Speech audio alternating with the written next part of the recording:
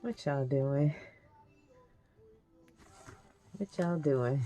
Okay, I don't own the rights to the music being played in the background. I just enjoy listening to it. So anyway, I was contacted by a dynamic social advocate in Australia, and she reached out to me and wanted to do a human interest piece on homelessness. I still don't know how she found me. We've corresponded back and forth, but I never asked her that. So anyway, I'm going to get right into it. My name is Sheila Muhammad. Um, I was born Sheila Clark, though. Other names that I've gone by, my nicknames are She Baby, She, Sheila. Um, you know, I'm an aunt, so Auntie Sheila. Um, I don't know my own cousins, but I do go by Cousin Sheila because of a online group that I'm a part of. So, cousin Sheila, sister Sheila, I was in the Nation of Islam for what, 10, 12 years? About 10, 12, 15 something years ago. Maybe 20 years by now. But yeah, Sister Sheila, I was Sister Sheila 5X and then became Sister Sheila Muhammad. And now, Turban Cousin Sheila. So, as far as an overview, I'm a celebrity caregiver. I've always done caregiving. I started as a young girl taking care of my mother. She passed away when I was 13, though. That was in the 70s. But that really set the tone for me to be a caregiver, really, pretty much my entire life, off and on. I've taken care of different people's mothers, off and on, grandmothers, mothers, aunties, just women, in general, throughout my entire life, one way or the other. So I'm a caregiver, and my last client, the lady that I took care of for 4 years, she's a celebrity in her own right, but she's more of a celebrity by association. So, and then the lady that I took care of before her, same thing, celebrity in her own right, but a celebrity by association. So, they had Alzheimer's dementia. And I guess taking care of other people's mothers, off and on throughout my life, being someone who is very patient and loving with children and the elderly, hey, that's just something that I guess. And someone told me I couldn't do it. And I know it's not something that everybody can do. So I'm a caregiver. I'm a homeless advocate, a woman and girl advocate, an elder advocate. I'm also uploading my bio doc to social media, Facebook, Instagram, and YouTube. That's hashtag biodoc, hashtag expose. I'm doing a story about my life. I'm exposing myself and others. And let's see. All right. What else does it say? What am I best known for? Um, I say, as far as I'm concerned, it's for love and advocacy and caring service to others. I always say that's the largest part of my legacy is love, advocacy, and caring service to others. I was born in 1962, December 6th. I never had any children, but I've been mother to many. I have a little 5-pound Yorkshire Terrier, Teddy. Hashtag me and Teddy. Teddie. She's my road dog, y'all. That's been my baby. I had a dog as a youth, a young girl that was Puffball. I love that little dog. But we moved and we couldn't have dogs, and that broke my heart. So here I am many, many years later and finding comfort in Teddy. Spouse. I've been married 3 times, y'all. Count them, 1, 2, 3. The first one was for a year. The second one was for 3 months, and the final one was for 3 years. And that was many years ago, back when I was in the Nation of Islam. As far as occupation, I no longer work, 9 to 5 on the clock anymore. I'm disabled. Uh, I have attempted to go back to work, but it's just been too much. I mean, I may hustle here, hustle there, collect some bottles and cans, live in and exchange for cooking, cleaning, taking care of the elderly kind of thing. But I kind of pretty much make my hours doing that. So, and it gets taxing and it hurts. I have chronic back pain. And then recently I had hashtag unnecessary surgery. So, as far as my early life is concerned, I don't have the best memories of my childhood. I mean, there were some, but mostly there wasn't.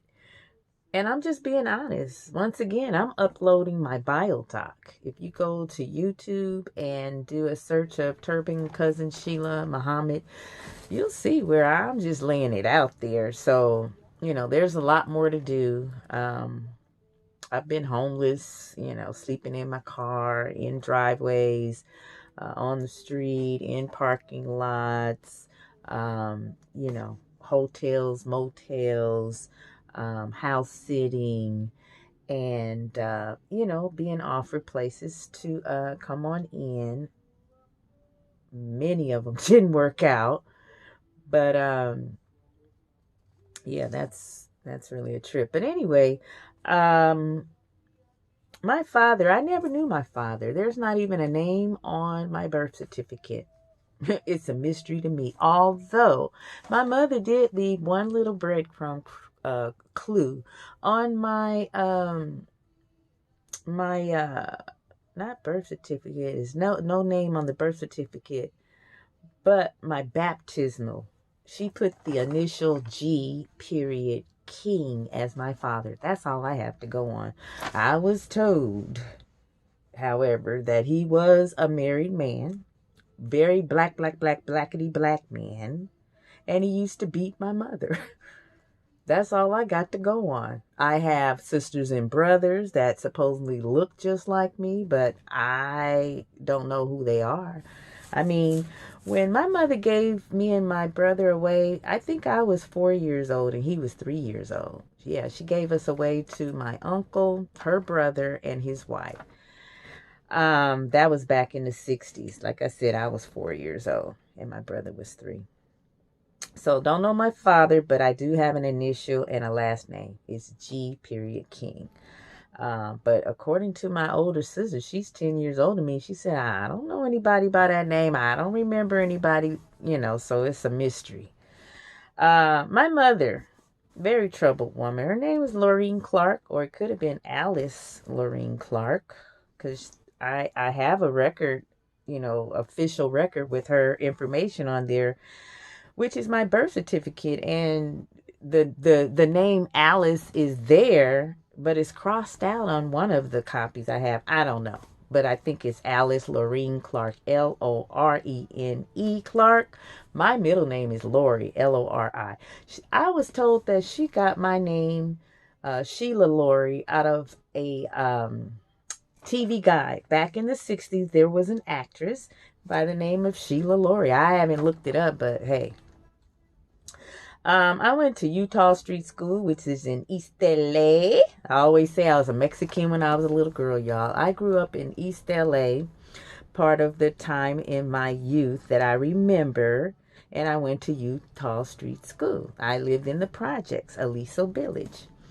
From there, Arlington Heights, Mount Vernon Junior High, which is now Johnny Cochran High. And it's great because I've met and had a really close relationship with the senior, Johnny Cochran Senior, because I did word processing for Golden State Mutual Life Insurance Company. And Senior, he sold insurance. That was one wonderful, incredible man. I never got to meet Junior, but I talked to him a lot about it. So anyway, yeah, Mount Vernon Junior High, which is now Johnny Cochran. I went to Alexander Hamilton High School in West LA. And then I also went to West LA junior college in West LA. But I had to drop out because I had adult responsibilities. What does that say? Recording something.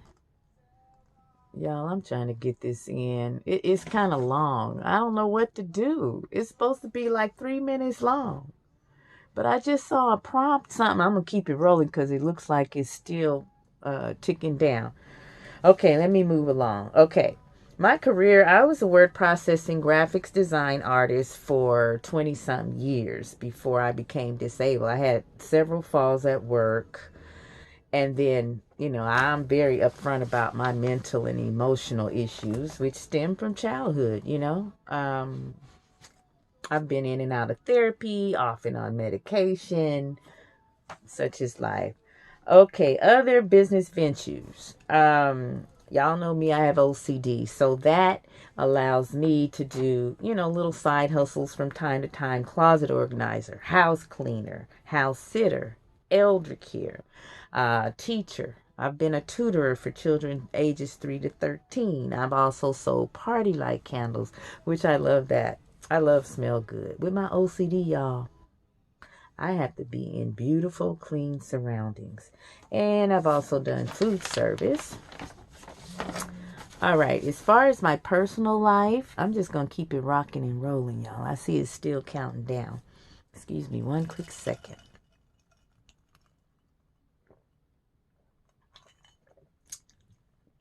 I love sangria. Anywho, as far as my personal life is concerned, right now, I'm an organizer for a meetup group. I mean, I'm seeking friends from all walks of life through my trials and tribulations that I've been going through now. I have lost a lot, a place to live, a mama, I mean, and the list goes on. Friendships that I've had for many, many, many years. One friend. I mean, I thought we was gonna be friends to the end, and I mean, it's all about, you know, just I don't know. I'm confused sometimes about it. But I just got to chalk it up as, hey, it's just one of those things because I'm out here, y'all. You may see me enjoying my life, which I do. I intend to do that irregardless, no matter what. I always say I'm living my best life. However, the veil to hell is thin and I can see through it. In my situation, don't get me wrong, I realize that there are those that are way, way, way, way, way worse than me. That's why I grieve and I'm in so much pain all the time because I know there is. So, as a homeless advocate and going to these council meetings and being on the watch list for, homeless issues all over the world, I call bullshit, really. So that stresses me out a lot. So when I go to these concerts and y'all see me enjoying myself at the hot tubs and stuff, that's balance because I'm out here. Most nights I'm sleeping in my car, and then when the budget dictates, I'm in a hotel or motel for a night. I gotta stretch out sometimes. And then when the money gets low and the food and the gas, I come back home. I call this home because before I started doing caregiving for Mama A, I was here for a year, rent free. This lovely saint, I tried to pay her and everything. She's like, no, sometimes you gotta just invest in people. So I always get tickled because I told her, y'all know I love me some Nipsey Hussle. Hashtag Nipsey Hussle love. So whenever in his song when he said, back in this bitch like I never left, that's what I told her. I'm back up in here, but it's like home, it's home. So at the end of the month when I'm scrimping and scraping, hey, I come on through. Y'all know I love my beloved Long Beach and surrounding areas, but hey, I keep it real. I keep it real because in Long Beach, I don't have, a roof over my head other than my back seat bed. And so I had to be on the move. I can't just, sit up on a street where I sleep and hang out all day. And so that cuts into my gas. Um, as far as food, I get $16 a month in food stamps. And I say again, on the first 2 weeks, it's like everybody. My bills are paid and I done ate a few good meals. And like I said, I may have a hotel room for the night. But come that third, fourth week, I'm looking around and everybody does. Don't get me wrong. I realize we all going through. However, I have special circumstances. My ass is homeless. And my ass, sleep in my car. But you know what? There's a rainbow. There's a rainbow on the horizon, y'all. I'll get to that later. So, as far as when things changed and when I became homeless, it started many, many years ago. Actually, 2004 or 2005. I was a caregiver. In exchange for rent, I took care of my landlady, who eventually passed away, but I was hands on. Y'all know me. If you look up Sheila Clark on Facebook or Instagram now, or Sheila Muhammad or Cousin Sheila, and hashtag Mama or hashtag Mama A, there's my receipts. I'm a very loving caregiver, very dedicated. So anyway, the first time I became homeless and had to start sleeping in my car, on people's couches, hotel motel rooms, the floor, boarding house, spare houses that didn't have any hot water. So I was boiling water on the stove and washing up. What else? Oh, little very narrow, thin side rooms of a mobile home. Did I leave anything? Man, I'm exhausted just going through that list. But yeah, it started when my landlady passed away. And mind you, I had been there since the 80s, like over 20-something years. And we lived in a duplex. She was my landlady. I was on one side and she was on the other. Beautiful lady. And I was paying $500 of rent for damn near 20 years until I got married. Those 3 times I mentioned. Then she would go up like $50, $75. And then the marriages would be over. The husbands would be gone. And she would go back down to $500. And we did that. I didn't start getting married and stuff until, toward the end.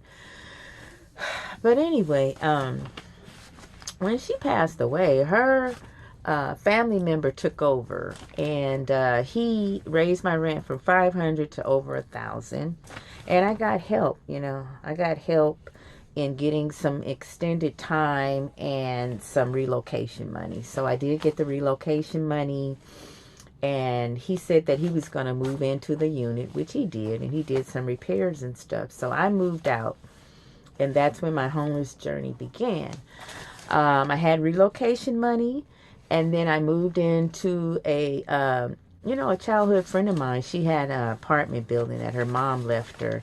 And so I moved into one of her units, 2-bedroom, 1 bath. I started fixing it up and stuff. And then the relocation money ran out. So then I was homeless again. And like I said, it's been spare room, backseat of the car. And this is me and Teddy, y'all. And it's been many years. I think 17 now. Chronic homelessness.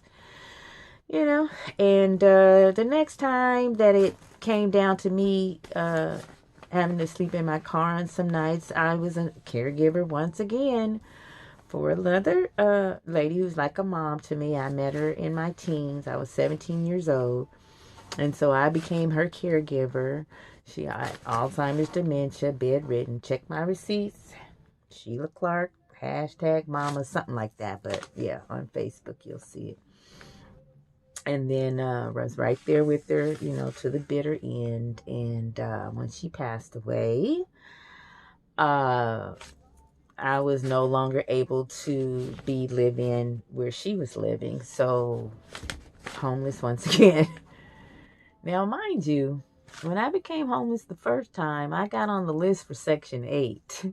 And then, hell, many, many years later, when it came up, I was dedicated in taking care of mama. So my Section 8 voucher, which I had in hand, I let it go by the wayside. I know.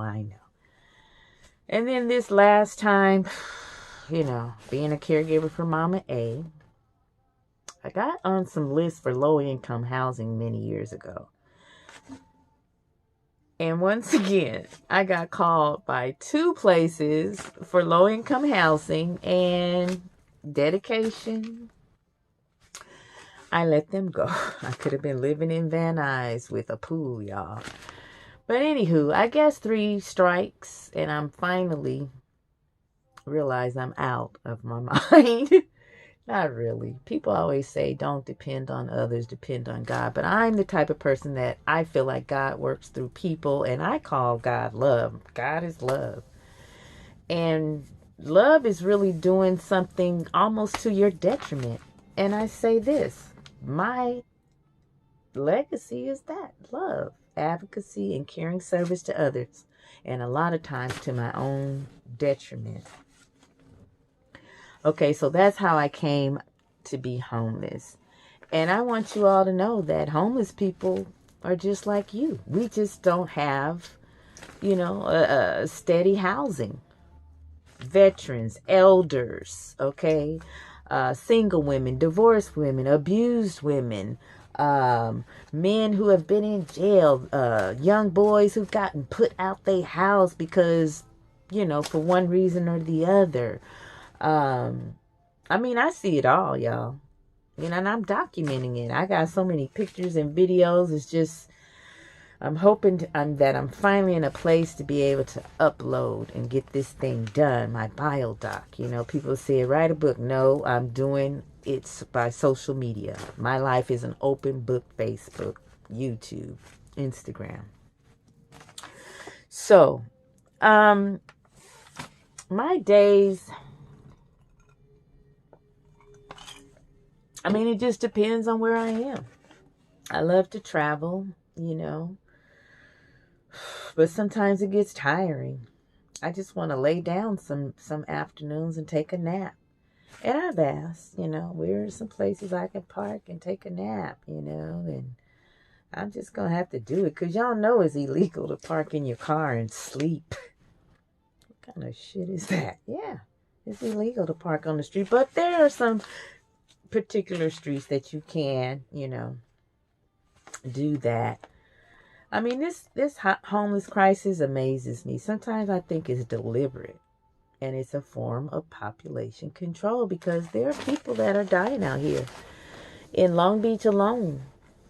And I'm getting ready. Y'all know me. Hashtag she crying. Hashtag she crying again. I don't just grieve for myself, my own pain, and I do experience pain, chronic back pain, and, recently, hashtag unnecessary surgery. So I got pain in the front too.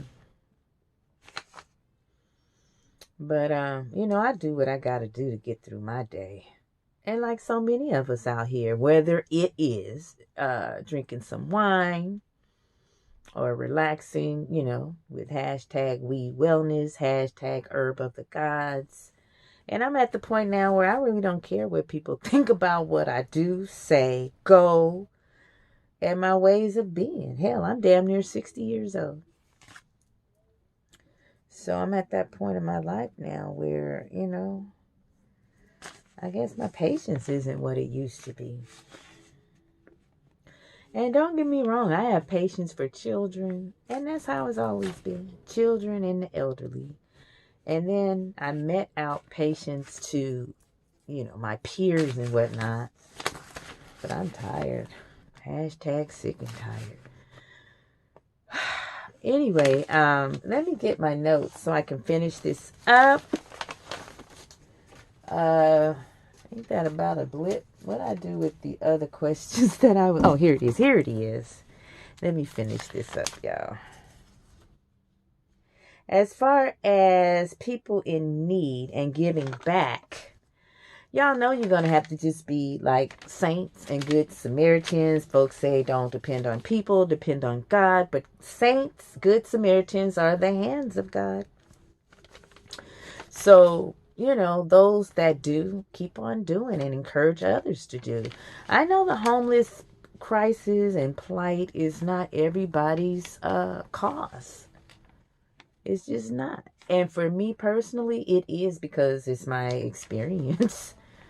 Shit, that's why, hey, I'm a hashtag homeless advocate. Because it's my reality. And it's a trip because folks be seeing me like, oh, you look so great. Hashtag the homeless diva. I mean, if y'all look back through my pictures in my youth and, when I was in the Nation of Islam and even before then, I always coordinated. Shout out to the great late wonderful man that would say coordinate. Y'all's comedy is healing and so are tears. I can't stand when people say, oh, don't cry, don't cry. I got to be in places and spaces where I'm allowed to cry. As a matter of fact, the last place I had before I started back sleeping in my car, I was asked to leave because I was emoting. I was upset, emotional, and I was crying. And a longtime girlfriend, she said, you gotta go. Why are you breaking down like that? I can't have you here just crying like that and breaking down, with all that's going on with me, you gotta go. And I was ready to go at that point. It had been 3 nights, and so many rules and regulations, which I understand folks are under a lot of pressure. It's like, don't use the lights, don't use the water as long as you've been, don't do this, don't do. But, for me, I gotta be free. So, and a lot of homeless people are like that. Would much rather sleep in their car on the riverbank, under the freeway pass, because there is an amount of freedom that comes with homelessness.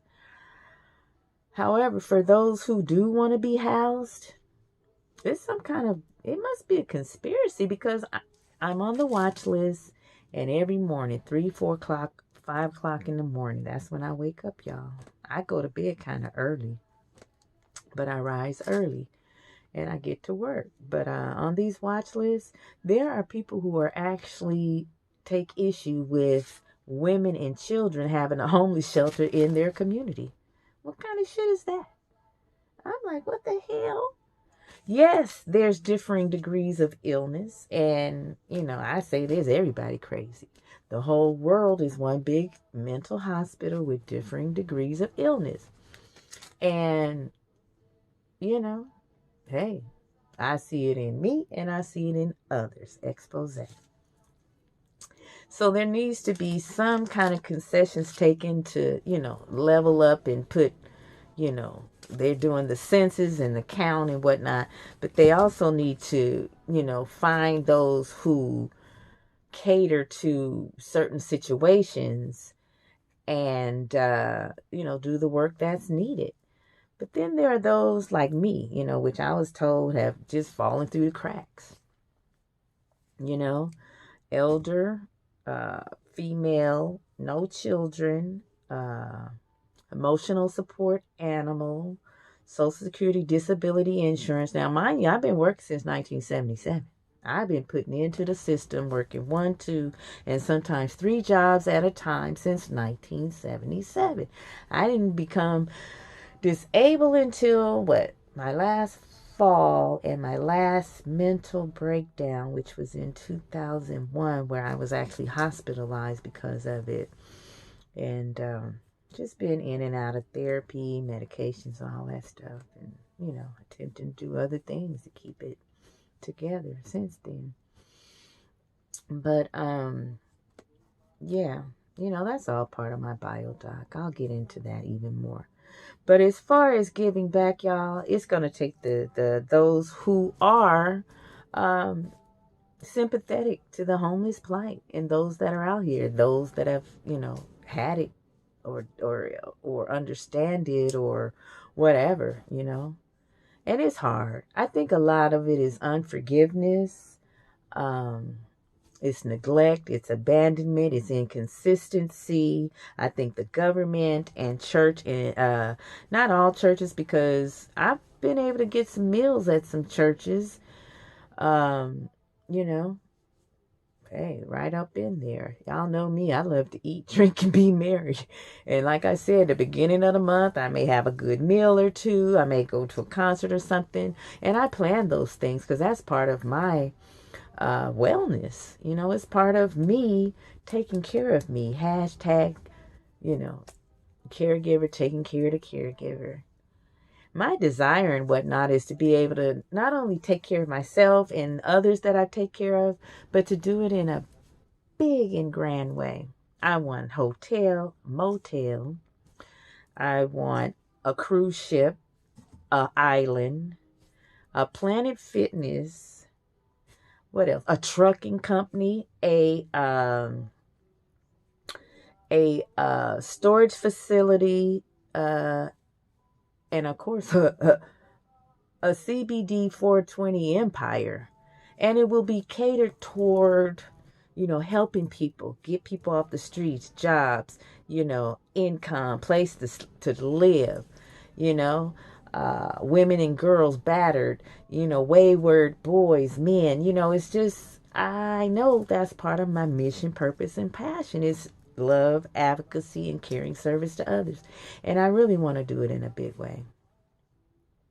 I've gone to city council and the meetings and the rallies, and it's bullshit to me. Like I said, it's some kind of conspiracy. It may be deliberate. It may be part of an inhumane population control. And this is me. I think people really need to be in control how you're not in control of coming here, but be in control how you leave up out of here. You know, that's my goal, to be in control of how I leave up out of here. So when it comes to those who are in pain, suffering, who just don't see any, you know, no way out of it. And don't say, oh, there's always, but come on now. If a person is ready to go, I always say this: make sure your affairs are in order. Don't do it in such a way where you bring undue harm to yourself and others. And it's, horrible, those martyrs that blow up everything and everybody. No. And I think there's one more thing. I've spoke on this before. I actually had a roommate that did take her life, and I'm the one who found her. Ironically, and was the last one to see her alive. And it's such a trip because out of all the whacked out roommates I've had, the ones that have been dirty, nasty, dirty, all kind of issues. And don't get me wrong, I say again, we all crazy. This whole world is one big mental hospital with differing degrees of illness. And the key is to be on the same degree or on the same level or on the same, floor as the other